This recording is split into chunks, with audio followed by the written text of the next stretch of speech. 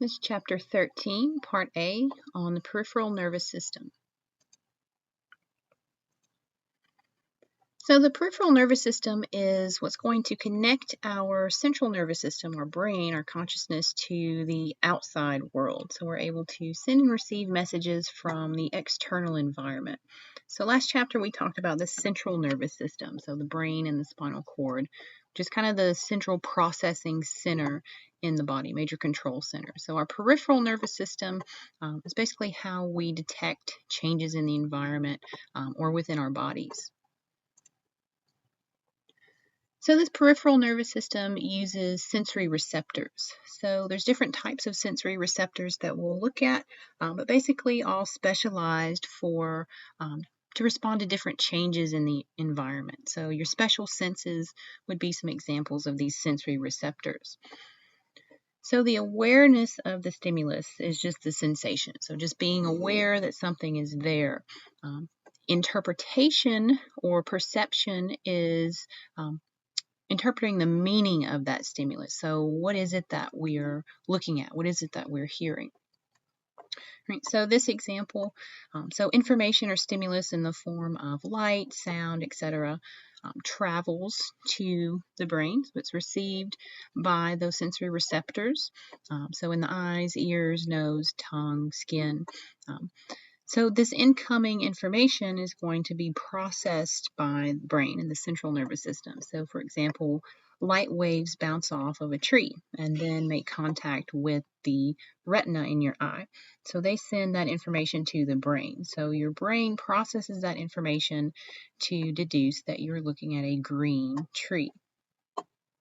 So our sensory receptors can be classified in three ways. So we can compare them based on the type of stimulus they receive, where in the body they're located, and their structural complexity. So some sensory receptors are basically just free nerve endings, and some are a bit more complex, like the receptors in the eye.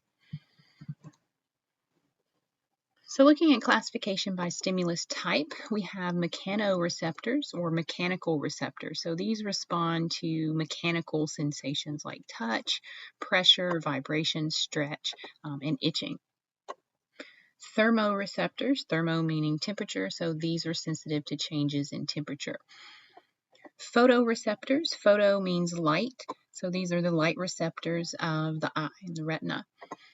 Chemoreceptors or chemical receptors are going to respond to chemicals such as smell, taste, or blood chemistry. So we have some chemoreceptors that monitor our blood composition as well. And then finally, nociceptors. So these are sensitive to pain-causing stimuli. So extreme temperatures, excessive pressure, inflammatory chemicals released by injured tissues. So nociceptors are your pain receptors. So classification by location. So we can look at exteroreceptors. So they're going to receive stimuli arising outside the body. So your special senses would be exteroreceptors. So things like touch, pressure, pain, temperature, and most of your special sense organs. So these are some depictions of different types of sensory receptors, these exteroreceptors. So your visual receptors in the eye, hearing, smell, taste, and then some different types of touch receptors.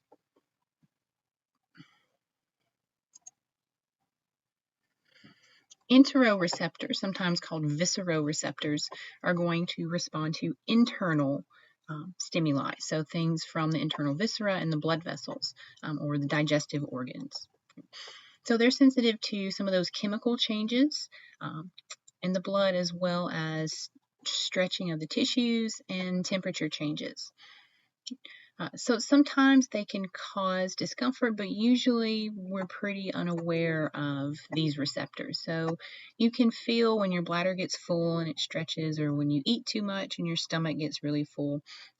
But most of your internal organ function you're going to be unaware of.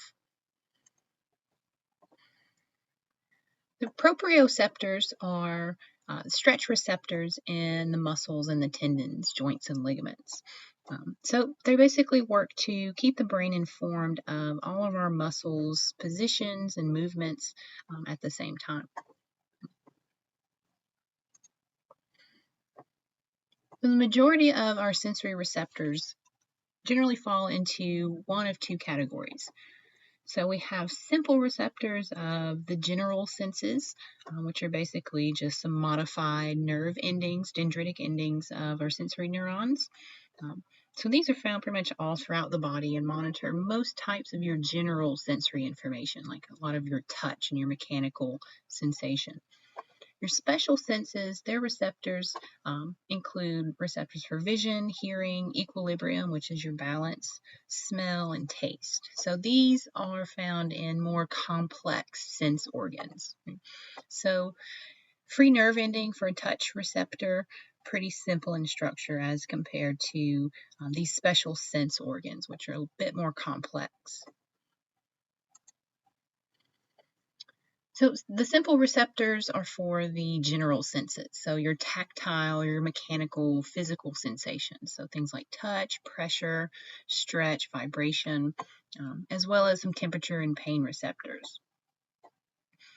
So these general receptors generally have one of two structures. So they could be non-encapsulated, meaning it's just a free open nerve ending, so it's just open and exposed, or an encapsulated nerve ending. So the nerves, the dendrites, would be kind of encapsulated within a connective tissue capsule. So your non-encapsulated or your free nerve endings are most abundant in the epithelial, like the skin tissues, connective tissues. Most generally will be non-myelinated, those thin, very small diameter group C fibers. So these will respond mostly to temperature, pain, or just light touch. So one example of these free nerve endings, these non-encapsulated nerve endings, would be a tactile or a Merkel disc. So these, you can see the nerve ending, the dendrite, the end of the axon is just touching that cell there to trigger it. Hair follicle receptors, we have just free nerve endings encased around this hair follicle, this bulb of the hair follicle. So this forms part of that root hair plexus that we talked about in the integumentary chapter. Encapsulated dendritic endings, almost all of them are mechanoreceptors, but their nerve endings are going to be encased in this connective tissue capsule. So a couple of examples of encapsulated receptors, you have your tactile corpuscles, sometimes referred to as Meissner's corpuscles. So these are for light pressure sensation, discriminative touch, found frequently in the skin. So the dermal papillae of skin, fingertips, soles, feet, and eyelids. Lamellar or Pacinian corpuscles are more for your deep pressure or vibration sensations. Some more examples of encapsulated dendritic endings. You have the Ruffini endings, or sometimes referred to as the bulbous corpuscles. So again, these are monitoring kind of deep pressure and stretch in the joint capsules and deep within the dermis. Muscle spindles are considered proprioceptors, right? So these are muscle stretch receptors. Tendon organs are similar to the muscle spindles in that they're proprioceptors, but they're going to be monitoring the degree of stretch in the tendons. And then we have joint kinesthetic receptors, also proprioceptors or stretch receptors in the joint capsules of your freely moving synovial joints. So our survival depends on sensation and perception. So being able to sense changes in the internal and external environment and then perceive or interpret those stimuli and how to respond to those. So a couple of examples of sensory processing. So your ears detect sound, right? So that's the sensation, the stimulus. Right? So then through your perception, through your processing of this sound information, we'll categorize it. Is it quiet or loud? Right? So if it's how loud is it? So if it's very loud, then could signal danger and you should run away. Right? If it's quiet, um, is it important? So if it's important, we would listen carefully. Somatosensory system is part of our sensory system that serves the body wall and the limbs. So it gets input from pretty much all of those types of receptors. So exteroreceptors, proprioceptors, and interoceptors. So the input is then going to be relayed or travel toward the head through the spinal cord, but it's also going to be processed as it goes up that spinal cord. And you can see the impulse goes all the way to that primary somatosensory cortex. So levels of our neural integration in our sensory systems are based on 3 basic levels. So first level is the receptor level. So this is where your sensory receptors are going to receive the stimulus information from the environment or inside the body. So it could be your touch receptors in the skin, your stretch receptors, and your muscles or your joints. The circuit level is the processing as it travels up toward the brain. So ascending pathways are the pathways going up toward the brain, up the spinal cord. So as it goes up this circuit, it's going to be processed all along the way. And then finally, the perceptual level. So this is when it's processed in the cortical sensory centers of the brain, like the somatosensory cortex, where the conscious brain is going to interpret this information. So our perception of pain actually has a homeostatic purpose. So it helps to warn of actual tissue damage or impending injury. So it's kind of a protective mechanism. So that way we can protect ourselves from injury. So sometimes pain impulses can be blocked by opioids. So like your body's natural pain relief are endorphins. So sometimes that can kind of dampen your sensation and perception of that pain signal. Right, so this is showing just kind of the general pain pathway. So he's too close to the fire. Right, so sensory receptors, temperature, and pain receptors in his skin send that information to the brain. So the brain processes that information with prior experiences, mood, genetics even, and then decides how to respond. Right, so we send that information down to the muscles of the leg. Right, so he would move away from the fire to avoid any further tissue damage.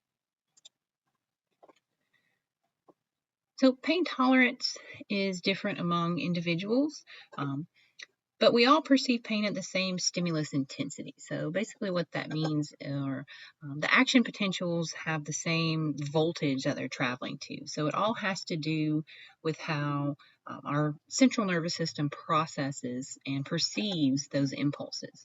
So if someone that is sensitive to pain or has a low pain tolerance, that doesn't mean they have a low pain threshold.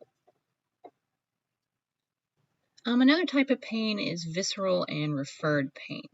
So visceral pain results from stimulation of the visceral organ receptors, so your internal organs. So this could be like when you have a stomach ache, so kind of that vague gnawing, aching kind of feeling, burning, if you have heartburn, if your bladder's full.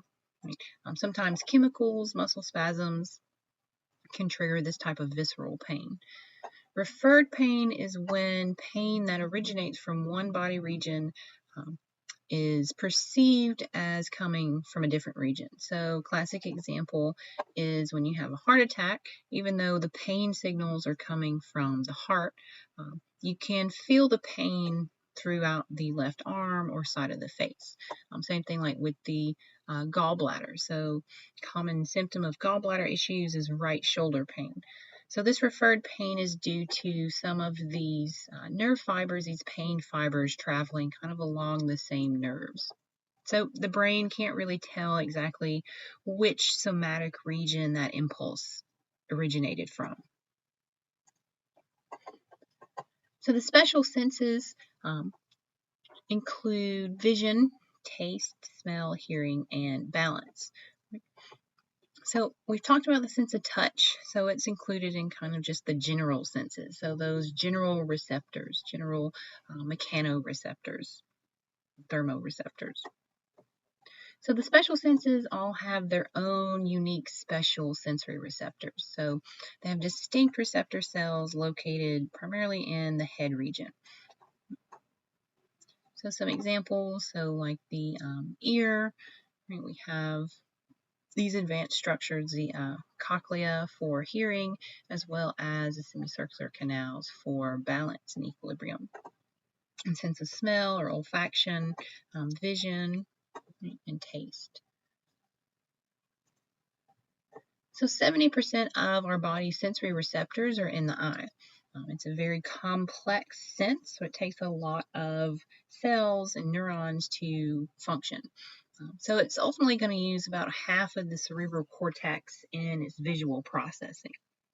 So as it processes through the cortex, we'll divide it up into kind of a spatial processing of where the objects are, locations, movements, spatial relationships, and then we'll look at what we're looking at. So what it is we're seeing. So break it up by size, shape, color, texture. So looking at some anatomical features of the eye, accessory structures are just to help protect the eye and aid in its function. So your accessory structures include the eyebrows, the eyelids, conjunctiva, the lacrimal apparatus, which is going to form your tear glands, and the extrinsic eye muscles that allow our eyes such a wide range of movement. So the eyelids are also called palpebrae. So they blink reflexively every 3 to 7 seconds. So this helps offer protection from any dust or debris getting on the surface of the eye, as well as helping keep the eye surface lubricated and moist. Eyelashes have very sensitive hair follicles, so anything that stimulates those eyelashes will initiate a reflexive blinking. The conjunctiva is just the transparent or the clear mucous membrane that surrounds the surface of the eye. So the palpable conjunctiva is the inner lining of the eyelids. The bulbar conjunctiva is what covers the actual whites or sclera of the eye. The conjunctival sac is the space between these two. So this would be where, if you wear contact lenses, a contact lens would sit in this conjunctival sac space. Lacrimal apparatus is composed of the lacrimal gland or the tear gland and the duct or the tear ducts that drain into the nasal cavity. So it secretes tears through the superolateral corner of the eye. So then when you blink, it spreads the tears and then drains to the opposite corner of the eye, down into the lacrimal ducts, down the nasal cavity. So there's 6 strap-like extrinsic eye muscles. So they're all going to originate or attach to the bony orbit inside the skull and then insert on the eyeball surface. So these 6 muscles allow our eyes to be very well adapted to following moving objects. They also help to maintain the shape of the eyeball and hold it in the socket. So some of the eye muscles, you don't need to know these for lecture, but we have one kind of on every plane. So we have top, bottom, left, and right, and then we have 2 kind of on the side. So when this muscle contracts, it makes the eyeball go up. When this muscle contracts, it makes the eye go inward, or out, lateral.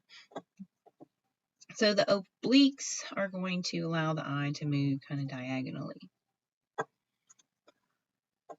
So looking at the internal structure of the eyeball, so the eyeball wall contains 3 layers. So we have a thick outer fibrous layer, a inner vascular layer. So vascular, remember, means has blood vessels, and then the inner neural layer. So the internal cavity, this open cavity of the eye, is filled with fluid. So these fluids are referred to as humors. The lens of the eye is what's going to be kind of the dividing line and separate the anterior segment from the posterior segment of the eyeball. So the fibrous layer is the outermost layer. It consists of the sclera, or the white of the eye, and the cornea. So the sclera is just a thick, fibrous connective tissue that helps protect the shape of the eyeball, as well as serve as a strong anchoring point for those eye muscles.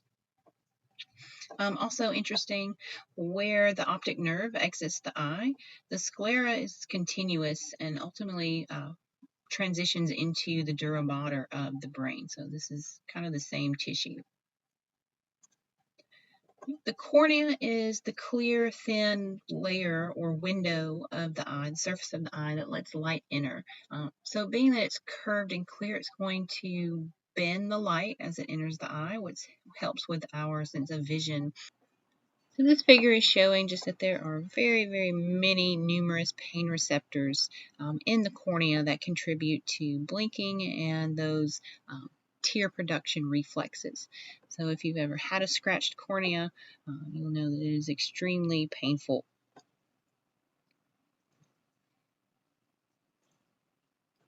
The vascular layer, or the middle layer of the eye, is sometimes also called the uvea. But there's three regions of the vascular layer. So we have the choroid region, ciliary body, and the iris.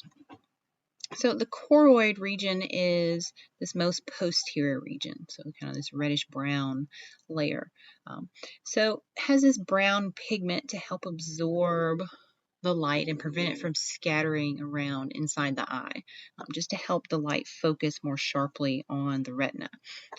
Also, it's going to supply blood to the other layers of the eyeball. So again, vascular meaning blood vessels. So there are lots of blood vessels within this choroid layer. So anteriorly, the choroid transitions into the ciliary body. So this is just the thickened ring of tissue around the lens inside the eye. It's primarily smooth muscle connected to these the suspensory ligaments. These suspensory ligaments are going to help pull and change the shape of the lens as these muscles contract, these ciliary muscles contract. The iris is the colored part of the eye that lies between the cornea and the lens. So it contains the pupil, or kind of that central opening that regulates the amount of light entering the eye. So our pupils are able to dilate or constrict depending on light levels. So generally, close vision or bright light would cause the muscles to contract, meaning the pupils would constrict and get smaller. Distant vision, dim light, the pupils would dilate to let more light in. The inner layer is the retina. So this is considered actual neural tissue. So we have neurons, our actual sensory receptors are found in this retina layer. So it actually originates as outpocketings of the brain tissue. So like we said, the sclera was continuous with the dura mater. So this neural layer of the retina is continuous with the brain tissue. So it contains millions of photoreceptor cells that are going to respond to this incoming light energy.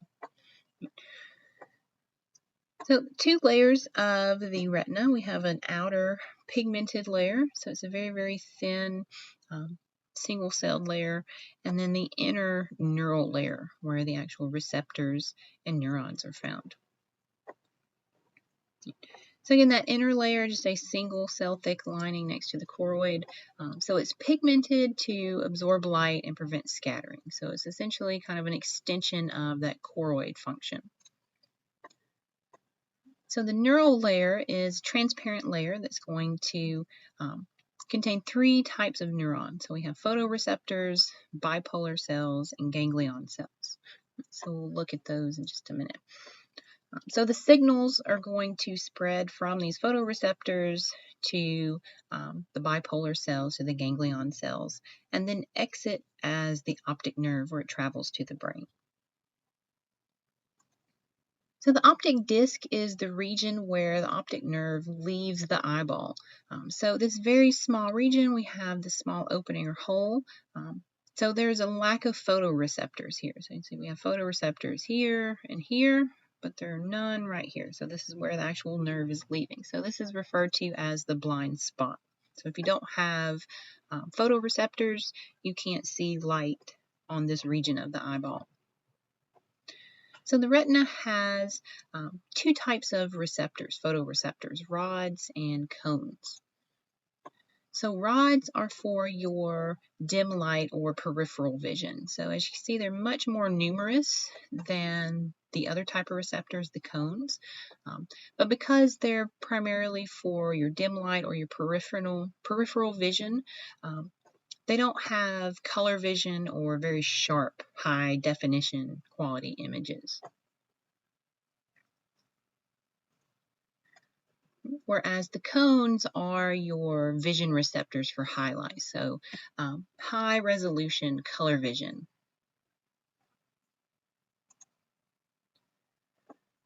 So the internal chambers and fluids of the eye.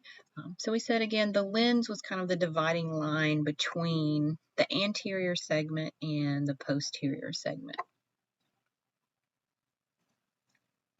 So the posterior segment is going to contain a vitreous humor.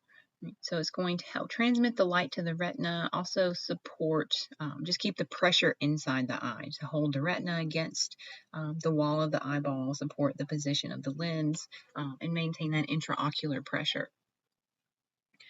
So one thing that's interesting about the vitreous humor is that it forms in embryos. So as you're developing for the very early stages, and the fluid lasts virtually your entire lifetime.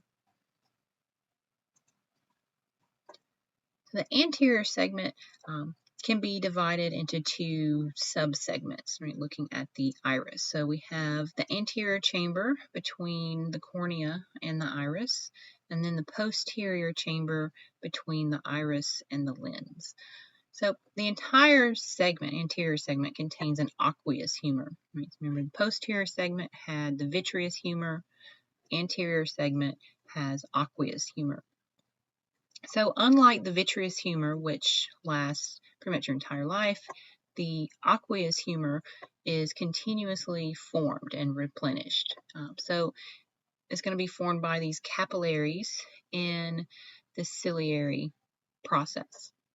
So this helps supply nutrients and oxygen to the lens and the cornea, and also remove any waste products. So as you can see, the aqueous humor is going to form through the capillaries here in the ciliary process, and then it's going to flow up and out of the iris, right, through the pupil, and then drain into the scleral venous sinus. So one type of homeostatic imbalance with these humors and fluids in the eye is glaucoma. So this is where drainage of that aqueous humor becomes blocked. So the pressure starts to back up and increase within the eyeball. So if these pressures get to dangerous levels, it can put too much pressure on the retina and the optic nerve and lead to blindness.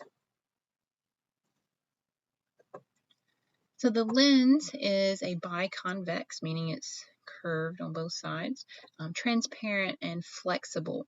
It's also avascular, meaning it does not have its own blood supply, but it's able to change shape to more precisely and increase the sharpness of focus of light on the retina. So it's in a preserved specimen, it will look very hard, kind of like a marble, but in a living eye, it is much more kind of squishy and pliable.